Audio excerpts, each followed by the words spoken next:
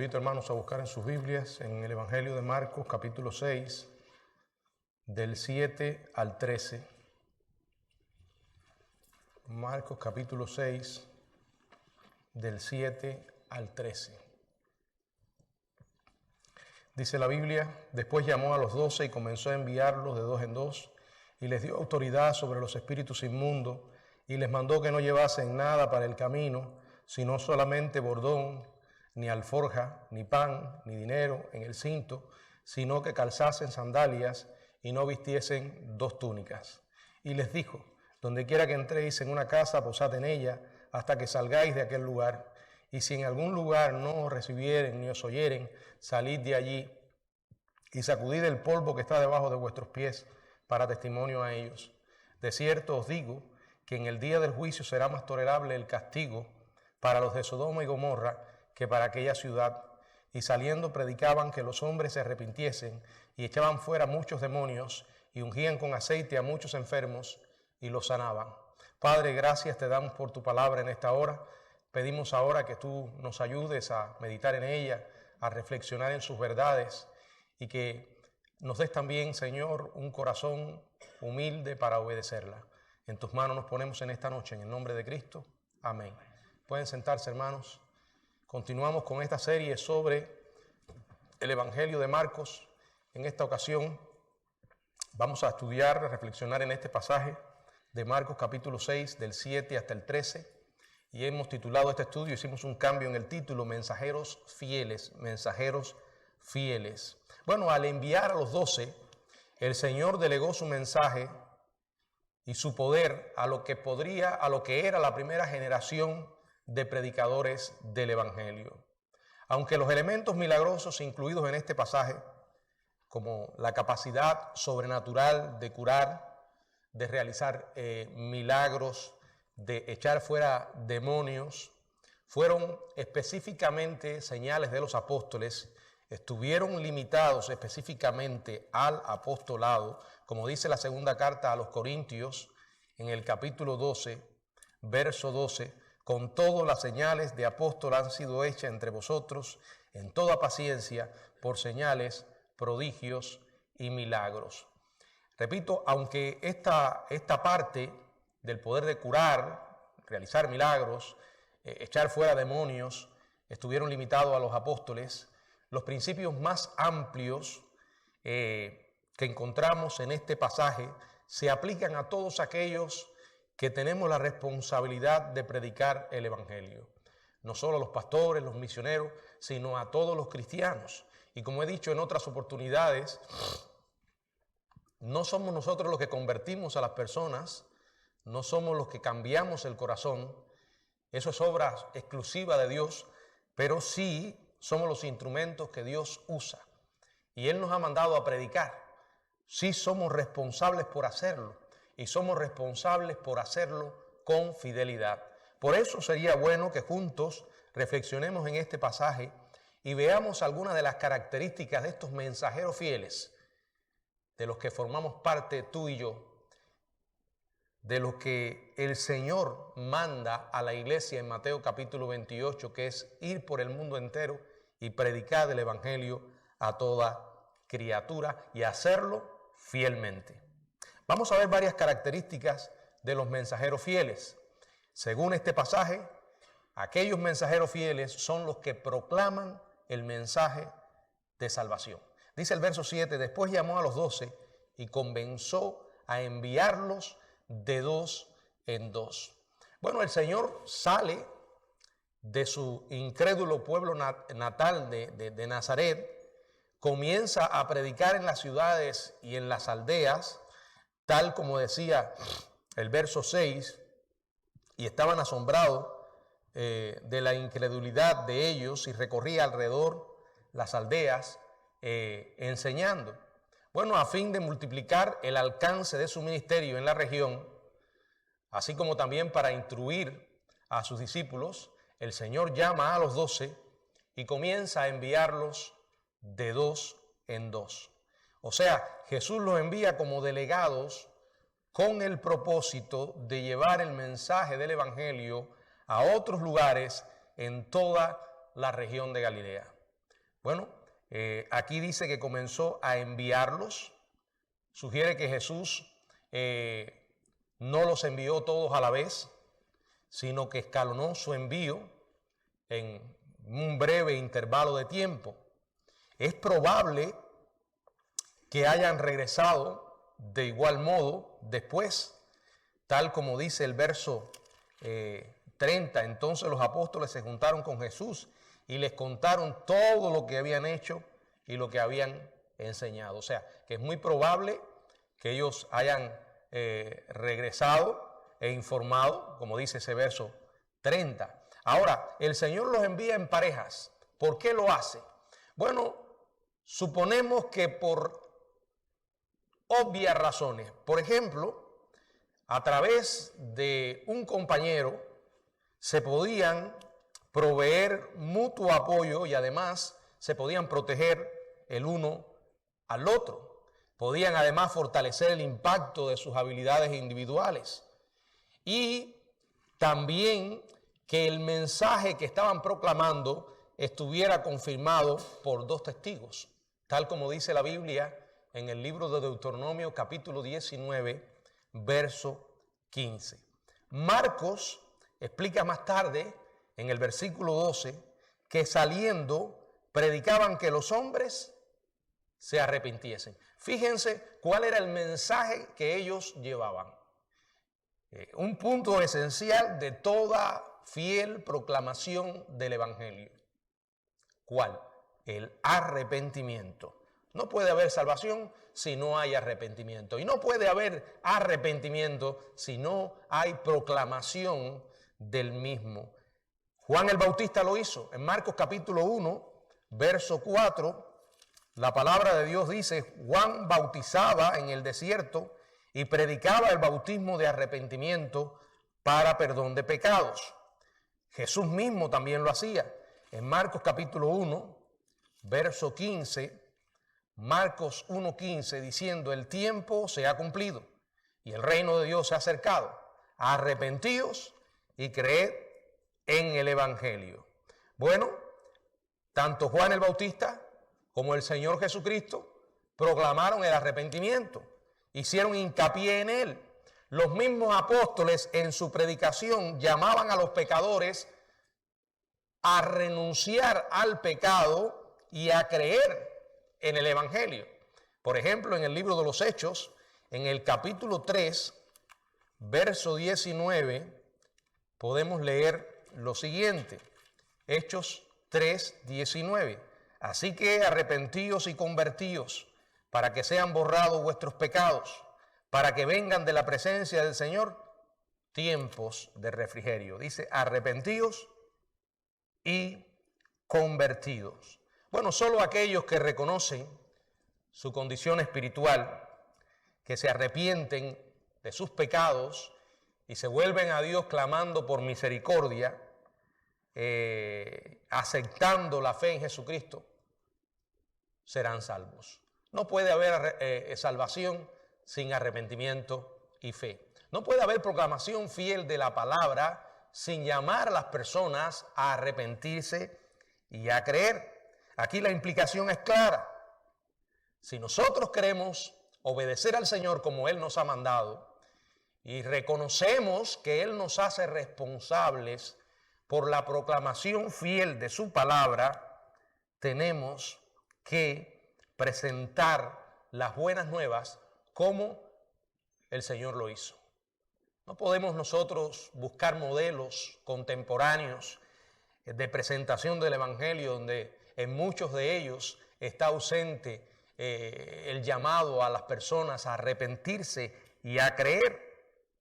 El apóstol Pablo explicó en su segunda carta a los Corintios, en el capítulo 5, verso 20, segunda a los Corintios, capítulo 5, verso 20. Así que somos embajadores en nombre de Cristo, como si Dios rogase por medio de nosotros.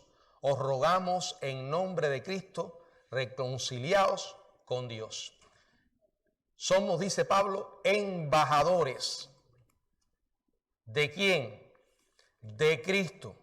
Llamamos a las personas a la reconciliación con Dios y al arrepentimiento. Hermano, no hacer esto es una violación grave de la responsabilidad que tiene un heraldo. Vuelvo a decir, no somos los que transformamos corazones, no convertimos a las personas, pero sí estamos llamados a fielmente presentar la verdad del Evangelio, el único Evangelio, recordando lo que Pablo enseñó en la carta a los Gálatas, en el capítulo 1, verso del 6 al 9. Gálatas 1, del 6 al 9. Estoy maravillado de que tan pronto os hayáis alejado del que os llamó por la gracia de Cristo para seguir un evangelio diferente. No que haya otro, sino que hay algunos que os perturban y quieren pervertir el evangelio de Cristo.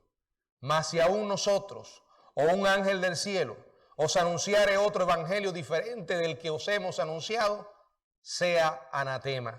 Y dice el verso 9, como antes hemos dicho, también ahora lo repito, si alguno os predica diferente evangelio del que habéis recibido, sea anatema. En segundo lugar, los mensajeros fieles manifiestan misericordia.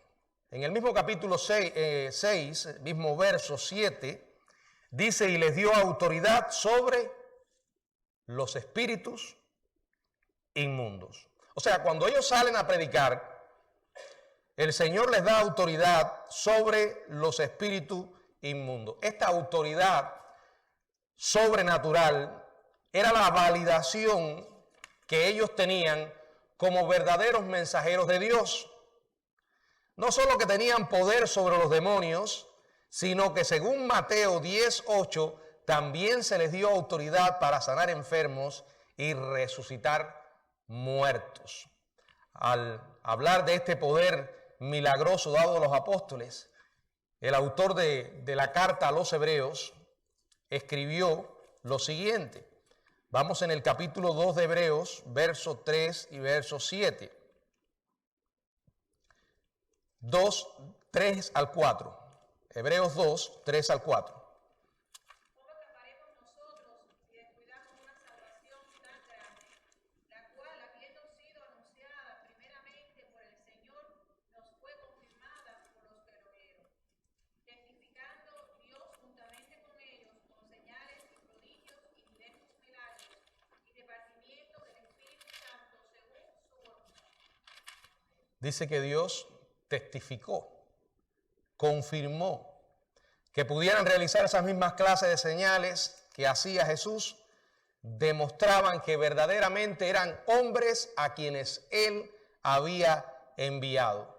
Recuerden que el Señor Jesucristo también hizo milagros y los hizo para validar su mensaje. Entonces ellos también lo harían. Bueno, ya hoy nosotros tenemos la palabra, tenemos las Escrituras. El canon de la Biblia fue plenamente revelado. Ya nosotros no necesitamos señales apostólicas. No estamos diciendo que Dios no tenga poder ni que haya dejado de hacer milagros. Hace milagros, pero el propósito ahora no es validar el mensaje. Hoy nosotros podemos saber cuando alguien está hablando de parte de Dios, ¿de qué manera? Comparándolo con las Escrituras, yendo a las Escrituras, algo que ellos no tenían como nosotros lo tenemos. Pero también en estos milagros que se realizaban, los apóstoles podían manifestar la misericordia y la bondad de Dios. El Señor pudo haber manifestado su poder de otras formas diferentes, pero eligió hacerlo aliviando el sufrimiento humano. Es algo que siempre ha estado en nuestro mundo, forma parte de nuestra experiencia. Llegamos a este mundo lleno de dolor y vivimos con ese dolor y nos iremos en medio del dolor. La gente sufre. El sufrimiento sabemos que es causa del pecado, pero hay esperanza. Esa esperanza viene con el Evangelio. Y es que con el Evangelio también podemos experimentar la misericordia de Dios en medio de las miserias humanas. Jesús mismo lo hizo. ¿Cuántas personas no se encontraron con Él? Y el Señor le pudo extender gracia, le pudo extender misericordia, aun cuando su prioridad era la salvación de esas vidas. El Señor también dio satisfacción a muchos de ellos de la necesidad temporal en medio de la enfermedad. O sea, los proclamadores del Evangelio que son fieles también aprovechan las oportunidades para extender la misericordia. En tercer lugar, los mensajeros fieles viven dependiendo de Dios. Miren lo que dice el verso 8 y 9, si alguien puede leerlo. Y les mandó que no llevasen nada para el camino, sino solamente cordón, ni alforja, ni pan, ni dinero en el cinto, sino que calzasen sandalias y no vistiesen dos túnicas. Les mandó que no llevasen nada para el camino, solamente el bordón. ¿Qué era el bordón? Bueno, era una especie de bastón, una especie de báculo, y se usaba además como un medio de defensa personal, sobre todo en aquellos tiempos donde habían tantos ladrones y asaltantes que caían sobre uno en el momento que menos lo esperaban. También estaban los animales salvajes, que eran un peligro para los que tenían que viajar largas distancias. Según el relato paralelo que aparece en Lucas capítulo 9, verso 3, el Señor dice: no toméis nada para el camino, ni bordón. Y aunque cuando leemos inicialmente estos pasajes, nos puede dar la impresión de que hay en ellos algún grado de contradicción, no es tal. Miren, Lucas, tanto como como Mateo, resalta la insistencia de Jesús de que los discípulos no llevaran nada extra para su viaje, como por ejemplo un bordón adicional o un par de sandalias extra. Allí en Mateo capítulo 10, verso 10, si alguien puede leerlo.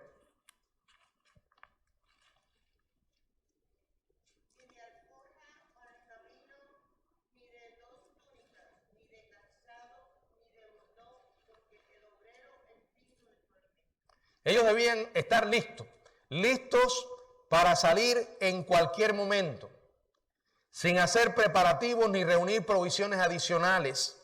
Lo único que podían llevar consigo era lo que ya tenían en su posesión, incluyendo la vara en la mano, ropa en su cuerpo y sandalia en los pies. Nada más debían llevar en su viaje. Dice aquí que no debían llevar pan ni dinero en el cinto, sino que calzasen sandalias. Entonces agrega que no vistiesen dos túnicas. Imagínense, sin ellos poder preparar o llevar provisiones, estaban en la situación de verse obligados a depender totalmente de la provisión del Señor. Esa era la intención del Señor, y Él insiste en este nivel de autoridad para enseñarles a ellos cuán fiel era Él, y además acerca de su provisión. Ambas cosas las enseña la Biblia. La Biblia enseña que Dios es fiel. La Biblia nos enseña que nuestro Dios suplirá todas nuestras necesidades. Él ha prometido esto. Ha prometido estar con nosotros, velar por nuestras necesidades. Y ellos tenían que aprender de primera mano lo que ya el Señor les había enseñado. Se lo había enseñado y ahora era el momento de vivirlo por fe. Mateo capítulo 6, del 31 al 33. Mateo 6, del 31 al 33.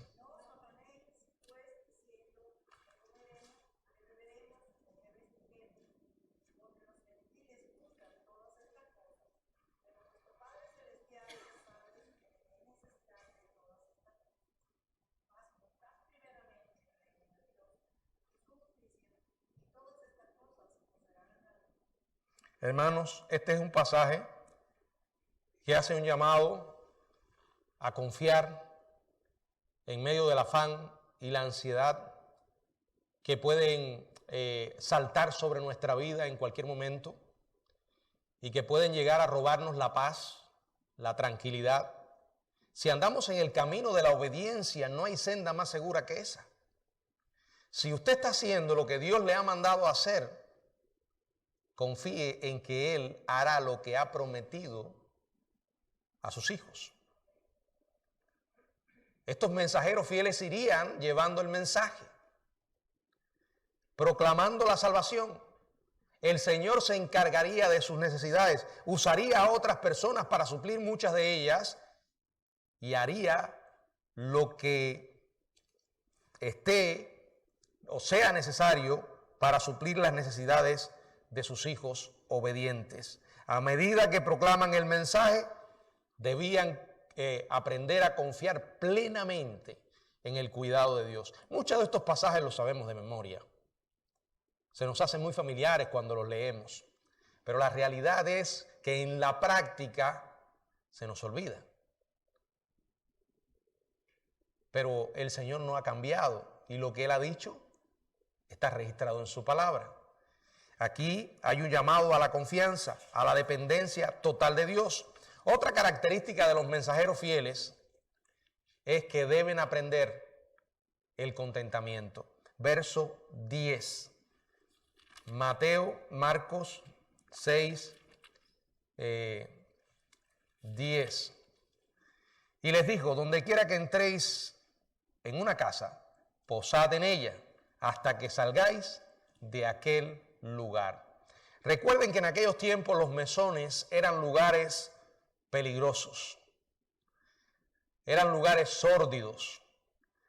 Los viajeros solían evitarlos, a no ser que no les quedara otra opción, pero solían alojarse en casa de personas cuando viajaban de un lugar a otro.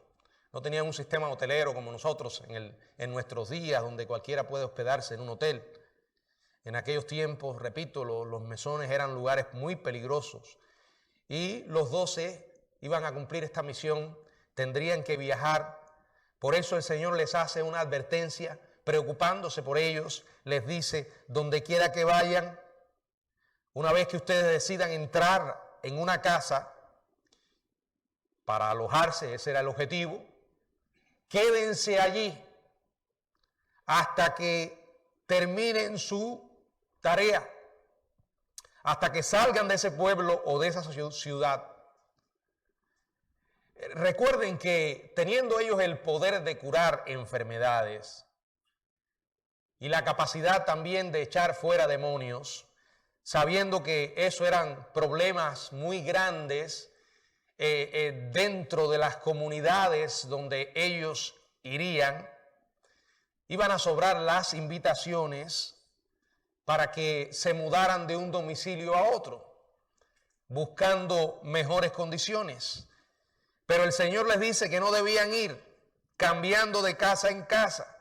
Después que aceptaban una, ustedes quédense en ese lugar. ¿Por qué el Señor les dio este consejo? Porque debían aprender algo sumamente importante. Y es el contentamiento. Algo de lo que Pablo después habla en las cartas que escribe. He aprendido a contentarme cualquiera que sea mi situación. Y en segundo lugar, porque los falsos maestros, los predicadores infieles, los hipócritas que usaban posiciones religiosas como un medio de obtener beneficios, hacían precisamente eso. En la primera carta a Timoteo, en el capítulo 6, verso 5, Pablo le recomienda a Timoteo, primera a Timoteo 6, 5.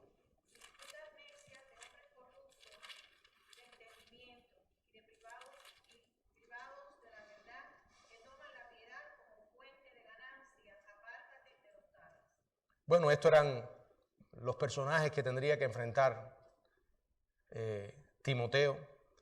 y ya existían en los tiempos del Señor Jesús. Ahí estaban. Acuérdense lo que dijo de los escribas y los fariseos, que devoraban las casas de las viudas, y como pretexto hacían largas oraciones. Querían aparentar que eran personas piadosas, hombres cercanos a Dios, muy espirituales, y lo que los estaba moviendo no era más que la codicia y el interés material. Por eso es que el Señor le dice, quédense allí. Por el contrario, Timoteo debía evitar el amor al dinero y caracterizarse por el contentamiento. En la primera carta a Timoteo, en el capítulo 6, primera a Timoteo, también en el capítulo 6, del 6 al 10. Pero gran ganancia es la piedad acompañada de contentamiento, porque nada hemos traído a este mundo y sin duda nada podremos sacar. Así que, teniendo sustento y abrigo, estemos contentos con eso. Porque los que quieren enriquecerse caen en tentación y lazo, y en muchas codicias necias y dañosas, que hunden a los hombres en destrucción y perdición. Porque raíz de todos los males es el amor al dinero, el cual, codiciando algunos, se extraviaron de la fe y fueron traspasados de muchos dolores. Bueno, estas no son precisamente las palabras que buscarían los predicadores contemporáneos de la prosperidad, ¿verdad? Fíjense, yo cada vez que leo este pasaje digo, ¿qué podrían decir estos personajes acerca de las palabras del apóstol Pablo? El apóstol aquí no está predicando el mal llamado evangelio de la prosperidad, es un llamado a contentarse, a no correr detrás del dinero, a no afanarse, porque dice que eso es tentación y lazo. Y aclara, raíz de todos los males, no de algunos, no de unos pocos. Dice que todos los males que el hombre hoy enfrenta, la raíz de ellos es el amor al dinero. Por amor al dinero hay muertes, familias destruidas, guerras, en fin, podríamos hacer una larga lista de todas las consecuencias desastrosas que trae el amor al dinero. Por eso un fiel proclamador del evangelio buscará contentarse. No será una persona dispuesta a cambiar su mensaje porque alguien le dé más. Seguirá predicando la verdad, aunque traiga sufrimiento y persecución. En quinto lugar, los mensajeros fieles van a ejercer también discernimiento. Vamos a Marcos capítulo 6 nuevamente, pero ahora en el verso 11. Marcos 6, 11. Y si en algún lugar no os recibieren, ni os oyeren, salid de allí y sacudid el polvo que está debajo de vuestros pies para testimonio a ellos. Primero les advierte acerca de la realidad de que van a encontrar rechazo. Habrán personas que no los van a recibir. Cuando Jesús termina su instrucción, explica cómo los 12 deben responder a quienes inevitablemente lo rechacen. Y como dije, esto es también una aplicación o un mensaje para nosotros hoy. Habrá personas que cerrarán su corazón al evangelio. Nos rechazarán como mensajeros de ese evangelio. Y tenemos que estar preparados para eso. Si en algún pueblo no recibían a los apóstoles o no escuchaban su mensaje, ¿qué tenían que hacer? Váyanse de allí. Sacudan el polvo debajo de sus pies. ¿Para testimonio de qué? Un testimonio contra esas personas, contra ese lugar. Esta práctica de sacudir el polvo de los pies era una manera tradicional judía de expresar desprecio hacia los gentiles. Un judío que se sacudía el polvo de sus pies estaba manifestando un desprecio contra los gentiles. Cuando los viajeros se preparaban para salir de Israel, al regresar a su pueblo judío, tenían que quitarse el polvo de sus sandalias como un acto simbólico a través del cual se quitaban la inmundicia y la contaminación propia, según ellos, de las tierras gentiles. Ahora, lo que los judíos entendían como una protesta simbólica contra los paganos incircuncisos, aquí Jesús lo toma y lo enseña como una práctica de señal de juicio contra los mismos judíos que rechazaran el evangelio. Vamos a ver allí el libro de los Hechos, en el capítulo 13, 50 al 51. Hechos capítulo 13, 50 al 51. Si alguien puede leerlo.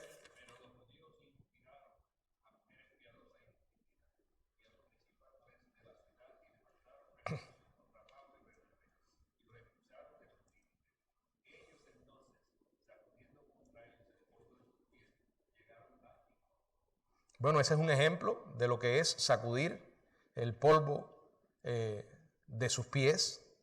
A los 12 los estaba enviando a las ovejas perdidas de la casa de Israel.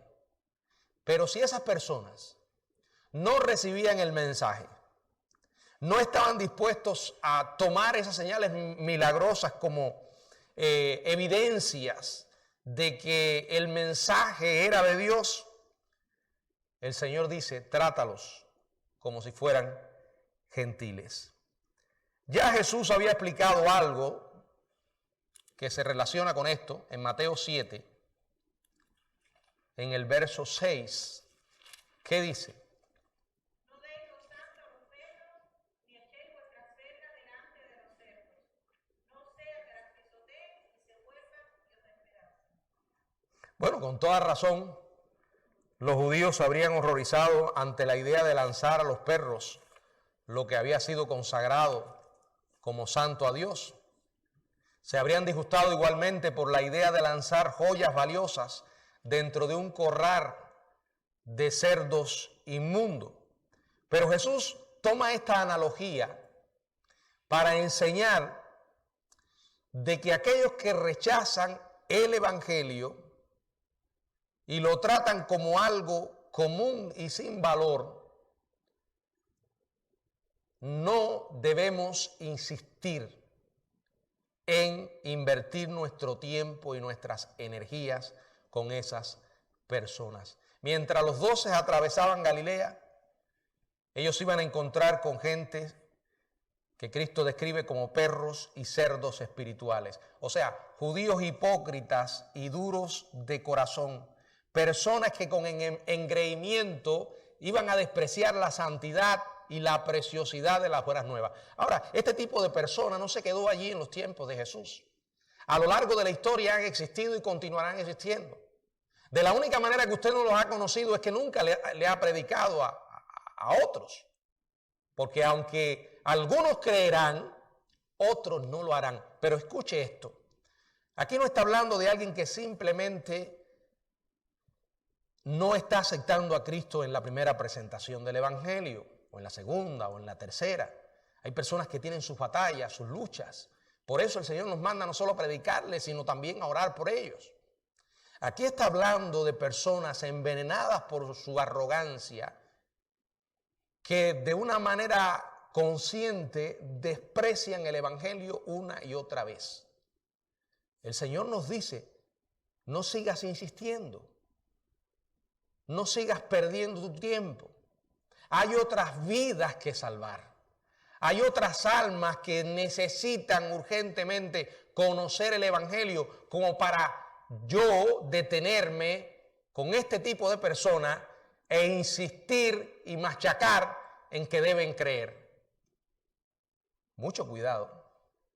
A veces queremos excusar nuestra persistencia necia diciendo, bueno, es que yo tengo amistad con esta persona. Bueno, para empezar, el Señor dice, no améis al mundo, Y en segundo lugar, la Biblia es clara. Es cuestión de prioridad. Es cuestión de urgencia, hermanos. Mientras hay personas que con una actitud arrogante, y esa arrogancia sale de creerse que son buenos, y en consecuencia no tienen que arrepentirse y no necesitan un Salvador, habrá otros que estarán listos para oír la palabra y para creer. Por eso, no te detengas. No dejes que esas personas te paralicen. Puede que sí, que tengas una relación con una persona así y que le hayas hablado del Evangelio. Quizás puedas tener otra conversación con ellos en algún momento en que se encuentran, pero el llamado no es no te detengas, no inviertas tu vida en esas personas que ya han demostrado que no quieren creer. Cuando se encontraban con personas así, los apóstoles tenían que tener discernimiento, reconocer la necesidad de salir y buscar a otros que sean más receptivos. He visto algunos que se engañan creyendo que de alguna manera van a lograr convencer a esas personas. En primer lugar, es un error pensar que nosotros podemos convencer a alguien. No. Están aquellos que se leen libros, buscan Biblias de apología y tratan de encontrar argumentos por aquí, argumentos por allá, y piensan que, bueno, si tengo un poco más de persistencia los voy a convencer. No habrá argumento que seas capaz de usar que llegue a convencer a esas personas. El problema de los pecadores no es un problema intelectual, sino del corazón.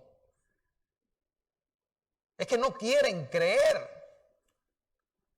La Biblia dice que la gente se salva por la predicación del Evangelio. No importa cuán simple sea, cuán sencilla sea la exposición y cuán humilde y frágil parezca el mensajero. El poder no está en el mensajero, el poder está en el mensaje. ¿A cuántas personas no hemos visto entregarse a Cristo con una simple predicación? Y el que no se va a entregar con la predicación del Evangelio no lo va a hacer con otra cosa. No son nuestras habilidades, no son nuestras capacidades las que llevan a las personas a los pies de Cristo. Es el poder del Evangelio. Y ese poder se verifica solo si Dios abre el corazón de la persona. Ilumina esa vida. Si Dios no lo hace, la persona no se puede salvar. Y el que no quiere ver, perderá la capacidad para ver.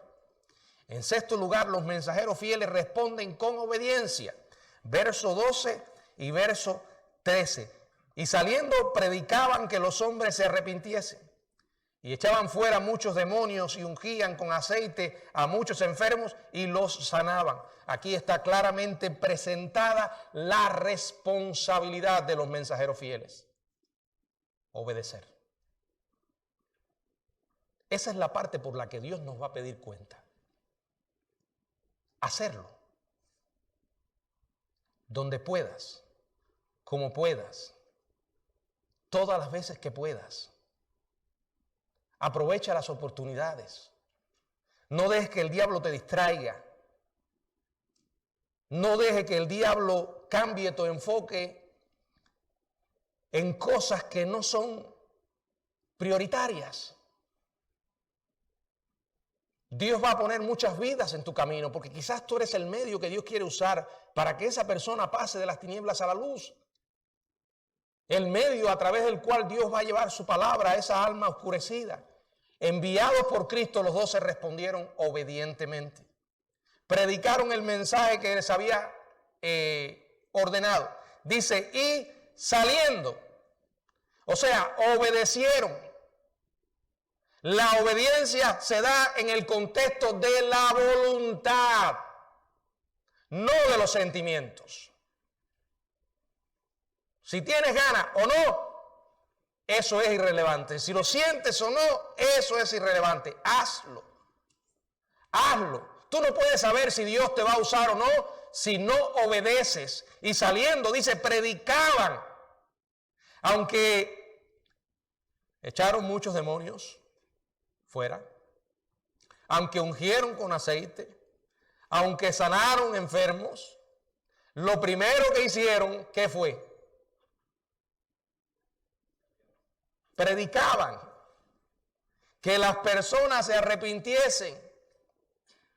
Lo primero es el evangelio. Lo demás era secundario. Bueno, y en aquel momento cumplía un objetivo. Hoy ya no. Digo con esto que Dios no puede echar demonios de una persona, sanar enfermos. No es eso. Es que ya no son señales que confirmen o validen el mensaje. Porque ya el mensaje está. La fidelidad en entregarlo es lo que lo valida. Ellos hicieron con sus palabras y acciones lo que Jesús les ordenó, a pesar de la persecución que iban a enfrentar. Porque es fácil obedecer cuando las cosas no van a ir en contra nuestra, pero cuando se complican, cuando hay persecución, cuando hay rechazo, entonces la obediencia se hace más difícil. Sin embargo, eso no va a cambiar que Dios espera que lo hagamos. Marcos observa que como parte del ministerio de sanidad de los apóstoles, estos ungían con aceite a muchos enfermos y los sanaban. Los evangelios en ninguna parte dicen que Jesús ungiera con aceite a enfermos, pero los apóstoles sí lo hicieron. El aceite de oliva se usaba muchas veces o a veces con propósitos medicinales. Este no fue el propósito aquí, ya que ellos, los apóstoles, lo hacían o curaban de manera milagrosa a los enfermos. Ahora, ¿por qué ungían con aceite? Bueno, el aceite se usaba para simbolizar la presencia y la autoridad de Dios, especialmente cuando se iban a ungir sacerdotes y reyes. Los apóstoles ungían a los enfermos con aceite para simbolizar el hecho de que lo que estaban haciendo no era algo que salía de ellos. No lo hacían en su nombre, lo hacían en el nombre del Señor. No lo hacían en la autoridad de ellos, lo hacían en la autoridad del Señor. Y el aceite era una representación de esto. Los apóstoles entonces ungían a los enfermos con aceite para simbolizar el hecho de que su autoridad venía de Dios, no de ellos. Ellos no eran la fuente que exhibía ese poder. Ellos no pasaban de ser los canales de ese poder. Y al usar ese símbolo, muy conocido en el siglo I, era una manera de devolverle la gloria a Dios. Algo que a veces a algunos se le olvida. Cuando Dios nos usa, la gloria es para Él. No somos más que instrumentos en sus manos. Al ser Dios encarnado, Jesús no necesitó tal símbolo cuando realizó las sanidades. Hermanos, estos son principios que necesitamos conocer y aplicar en nuestras vidas. Porque esa sí es la parte que nos toca. Ser fieles, proclamando la salvación, porque es lo que la gente necesita. Ser fieles, manifestando misericordia en un mundo sin misericordia y tan lleno de necesidades. Viviendo bajo dependencia total de Dios, a través de la oración, a través de su palabra, y en medio de los desafíos que nos aparecen en el camino cuando obedecemos, confiar en que Él nos ayudará a perseverar. Los mensajeros fieles demuestran una actitud de contentamiento e integridad. Los mensajeros fieles tienen que discernir cuándo es momento de parar e ir a otra vida o a otra persona. Él los envió a ellos y ellos, dice la palabra, que obedecieron. Esa también es otra marca de un mensajero fiel. ¿Sabes que estás aquí en esta tierra porque Dios todavía no ha terminado contigo? Y si estás aquí con salud, con fuerzas, sin importar la edad que tengas, es porque Dios te quiere usar. El día que Dios decida que terminó contigo, te va a llevar. Nunca olvido las palabras de aquel predicador que dijo: somos inmortales mientras no terminemos el propósito para el cual Dios nos ha llamado. Y Dios tiene un propósito con todos los que estamos aquí. Y con aquellos que no están aquí, aunque no sean pastores, misioneros. Él quiere usarte para llevar a otras personas al cielo. Multitudes están esperando el mensaje. Y quizás tú seas la persona. Siempre pienso en Billy Graham. Qué tremendo siervo de Dios. Y que con una humildad extraordinaria Dios lo usó para ganar millones de personas. Yo no sé si usted alguna vez ha oído la predicación ha oído Billy Graham predicar. La primera vez que lo vi en Cuba predicar, yo decía, pero qué sermón, no pasa de 30 minutos. Qué sencillo. Qué palabras tan claras. Pero qué poder. Qué poder. Era muy común que cuando terminaba de predicar, invitaba a las personas a venir a los pies de Cristo. Cientos se paraban. Son muchas las vidas que llegaron a conocer a Cristo por medio de este hombre.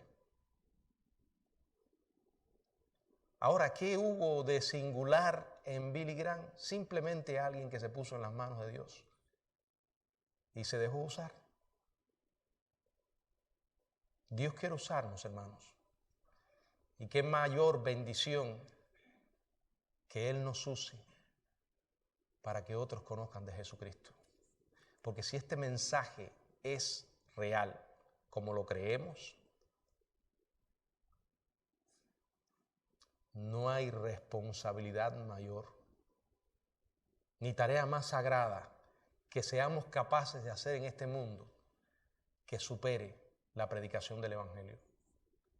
Puede que usted tenga un trabajo con el que se gana la vida, otra responsabilidad en su vida, pero escuche esto, no va a ser mayor que la responsabilidad y la enorme bendición de ser usado por Dios para que vidas que están perdidas conozcan de Jesucristo. Y eso es personal. No es que yo miro ahora que fulano lo haga, que mengano lo haga. No, eres tú. Se trata de ti. Dios te quiere usar a ti.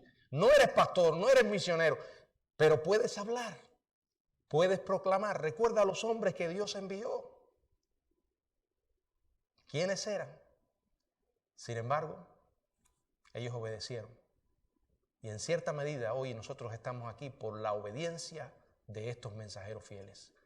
Que Dios nos ayude a hacer exactamente lo mismo en estos tiempos que cada día nos queda menos. Que el Señor nos bendiga.